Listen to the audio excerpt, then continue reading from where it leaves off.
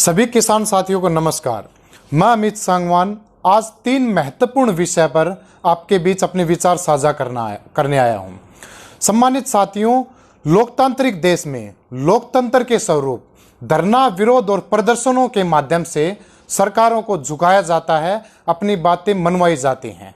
उसी लोकतांत्रिक देश में आज आपातकालीन जैसी स्थिति बनी हुई है। पिछले 10 महीने से संघर्ष करते हुए किसान साथियों को सिर्फ 2 छोटी छोटी मांगों को लेकर आगे बढ़े थे। एमएसपी की गारंटी और 3 काले कानूनों की वापसी। एमएसपी तो नहीं मिला क्या? 2 देशद्रोह के मुकदमे, लगभग 1000 नामजद एफआईआर, लगभग 200 अलग अलग जगह एफआईआर, करीबन 50,000 अज्ञात मुकदमे करवाने के बावजूद, सैकड़ों बार लाठीचार्ज करवाने के बावजूद, जहां एक तरफ हमें खालिस्तानी, आतंकवादी और मवाली घोषित किया जाता है, उससे भी जब बीजेपी का पेट नहीं भरता तो बीजेपी के नेता हमारे किसानों को अपनी गाड़ियों के नीचे रौंदने का काम करते हैं। उसी तरह पर देखा जाए तो प्रदेश का मुख्यमंत्री, हरियाणा प्रदेश का मुख्यमंत्री अपनी जनसभाओं में सार्वजनिक तौर पर अपने कार्यकर्ताओं को कहता है कि यह वक्त है, प्रत्येक जिले में 500, 700, हजार कार्यकर्ता तैयार करो, वॉलेंटियर तैयार करो, उनको लठ दो और किसानी आंदोलन को कुचलने के लिए उन पर लठ बरसाओ। मैं तो सिंपल से एक बात मुख्यमंत्री से कहना चाहता हूं कि खट्टर साहब, उन भोले भाले कार्यकर्ताओं को और उनके बच्चों को अच्छी शिक्षा देने की बजाय, उनको अच्छा रोजगार देने की बजाय, उनको अच्छी चिकित्सा देने की बजाय, उनका अच्छा जीवन यापन करने की बजाय आप उनको अपराध की दुनिया के लिए प्रेरित कर रहे हो। आप उनको अपराधी बनने के लिए प्रेरित कर रहे हो। आप उनको मरने मारने के लिए प्रेरित कर रहे हो और आप अपनी राजनीतिक हथकंडों को पूरा करने के लिए उनकी जिंदगी के साथ खिलवाड़ करना बंद कीजिए। मैं समझता हूं कि वाकई आपको इस किसान आंदोलन से दिक्कत है तो आप स्वयं आइए, आप अपने सांसदों को भेजिए, आप अपने विधायकों को भेजिए, आप अपने मंत्रियों को भेजिए, उन भोले भाले कार्यकर्ताओं को जिनकी रोजमर्रा की जिंदगी शायद सामान्य सी हो, उनको मरने या मारने या अपराधी बनाने के लिए बंद कीजिए।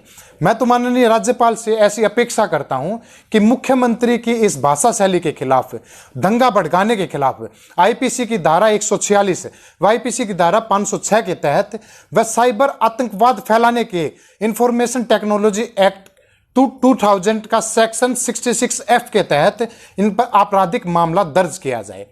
वहीं दूसरी तरफ 2 अक्टूबर को पूरे भारत में गांधी जयंती बनाई गई थी और पूरे विश्व ने अहिंसात्मक दिवस बनाया गया था, लेकिन नाथूराम गोडसे को मानने वाले बीजेपी के नेताओं ने उसके ही अगले रोज 3 अक्टूबर को उत्तर प्रदेश में अराजकता फैलाने का काम किया था, हिंसा फैलाने का काम किया था।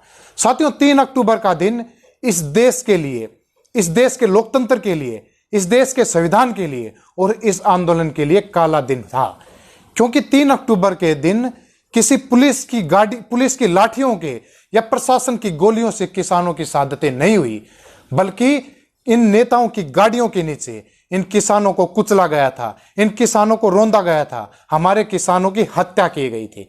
और मैं तो ये बात जिम्मेदारी के साथ कहना चाहता हूं कि इसके पीछे जिम्मेदार देश का केंद्रीय गृह राज्य मंत्री मिश्र और उसका बेटा मोनू मिश्र के गाड़ियों के काफिले के नीचे, जो कि आपने वीडियो देखी, पूरे देश ने वीडियो देखी, जिस तरीके से शांतिपूर्वक धरना विरोध प्रदर्शन कर रहे हुए हमारे किसान साथियों को पीछे से गाड़ी के काफिलों ने बुरी तरह से बर्बरतापूर्वक कुचला गया है।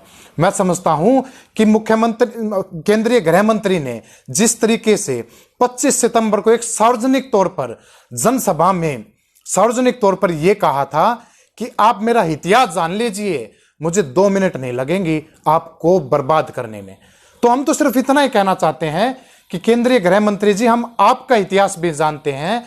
आप जिस तरीके से तस्कर थे, जिस तरीके से गुंडे थे, हम आपका भी इतिहास जानते हैं। हम देश के गृह मंत्री अमित शाह का भी इतिहास जानते हैं। हम नरेंद्र मोदी जी का भी इतिहास जानते हैं, किस तरीके से 2002 में गुजरात में इन्होंने कारनामे किए थे। हम आपके सांसद प्रज्ञा ठाकुर का भी इतिहास जानते हैं। हम आपके विधायक कुलदीप सेंगर का भी इतिहास जानते हैं। हम चिन्मयानंद का भी इतिहास जानते हैं। और ये पूरा देश इस बात को भी जानता है कि फिलहाल देश में बीजेपी राज नहीं चल रहा, फिलहाल देश में कुछ चंद गुंडे इस देश को चलाने का काम कर रहे हैं। मैं तो साथियों इस बात का अनुरोध करता हूं कि यह वक्त है, इस देश को बचाने का। करनाल की जो हत्या हुई थी वो प्रशासनिक हत्या थी, लेकिन लखीमपुर में जो अराजकता फैलाई है, लखीमपुर में जो किसानों को मारा गया है, वो शासनीय हत्या है और इस शासनीय हत्या पर आपको आवाज उठानी चाहिए। उसी तर्ज पर हाल ही में उच्चतम न्यायालय ने सोमवार को कुछ ऑब्जर्वेशन दी हैं। उन ऑब्जर्वेशन में मैं 3 पॉइंट आपके बीच साझा करना चाहूंगा जो कि बहुत ही महत्वपूर्ण है। उन 3 पॉइंटों में सबसे पहला पॉइंट वह महत्वपूर्ण इसलिए है कि जो याचिका करता है वो किसान महापंचायत नाम से याचिका करता है। उसका पहली बात तो स्पष्ट तौर पर यह बता दें, उसका संयुक्त किसान मोर्चे के साथ कोई संबंध नहीं है। तो जितनी भी माननीय उच्चतम न्यायालय ने जितनी भी ऑब्जर्वेशंस दी हैं वो उस किसान महापंचायत को दी हैं, संयुक्त किसान मोर्चे के साथ उनका कोई संबंध नहीं है। दूसरा पॉइंट, क्योंकि उच्चतम न्यायालय ने किसान आंदोलन का नाम लेकर कहा है, तो उच्चतम न्यायालय ने कहा कि आप एक रास्ता चुन लीजिए, या तो कोर्ट का रास्ता चुन लीजिए या सड़क का रास्ता चुन लीजिए। बड़े सम्मान के साथ हम तो उच्चतम न्यायालय को यह कहते हैं कि हमने एक रास्ता चुन रखा है, वो रास्ता हमारा सड़क का है। हमने सड़क चुन रखी है, हमारी लड़ाई सड़क से लेकर संसद तक की है। हम चाहते हैं जिस तरीके से संसद में काले कानून पास किए गए वैसे संसद से ये कानून रिपील हो और संसद से हमें एमएसपी मिले। तीसरा पॉइंट जो कि महत्वपूर्ण है, न्यायालय ने कहा कि आंदोलन किस बात का, ये कानून तो फिलहाल है ही नहीं। तो हम तो बड़े ही सम्मान के साथ न्यायालय को यह बताना चाहते हैं, यह हमारा तर्क ये है कि ये कानून है, इन कानूनों पर मात्र स्टे लगा हुआ है जो कि कभी भी यह सरकार रद्दी की टोकरी में फेंक सकती है और इनको लागू कर सकती है। तो ये ऑब्जर्वेशन है जिस पर संयुक्त किसान मोर्चे का ये पक्ष है। तो साथियों, मैं तो ये समझता हूं हाल ही की जो घटना हो रही है, जिस तरीके से जगह जगह पर लाठीचार्ज की जा रही है, जिस तरीके से एक एसडीएम सिर फोड़ने की धमकी देता है, सिर फोड़वा देता है, जिस तरीके से प्रशासनिक घटना होती है, प्रशासनिक हत्या करवाई जाती है, शासनीय हत्या करवाई जाती है, मैं तो समझता हूं इस अमानवीय घटनाओं के बाद भी अगर आपका जमीर नहीं जागा तो साथियों, देश इस वक्त तमाम देशवासी जो लोकतंत्र में विश्वास करते हैं, जो संविधान में विश्वास करते हैं, वो मर चुके हैं। क्योंकि सरदार भगत सिंह की मैं बात कहना चाहूंगा। सरदार भगत सिंह कहते हैं कि इंकलाब के जुल्म के खिलाफ आवाज उठाना इंकलाब की ओर बढ़ा हुआ पहला कदम है। साथियों, इस वक्त मैं समझता हूं 26 जनवरी तक यह आंदोलन किसान आंदोलन था, परंतु वर्तमान परिस्थिति में यह आंदोलन देश को बचाने का आंदोलन बन चुका है, संविधान को बचाने का आंदोलन बन चुका है, इस देश के लोकतंत्र को बचाने का आंदोलन बन चुका है। और जो लोग इस बात को कहते हैं कि हमारा इतिहास नहीं जानते, मैं तो उनको सिंपल सी एक बात अंत में यह कहना चाहूंगा कि आप किसानों और मजदूरों का इतिहास जान लीजिए। जितनी भी विश्व में क्रांतियां हुई हैं, जितने भी विश्व में इंकलाब आए हैं, वो किसानों और मजदूरों के माध्यम से आए हैं।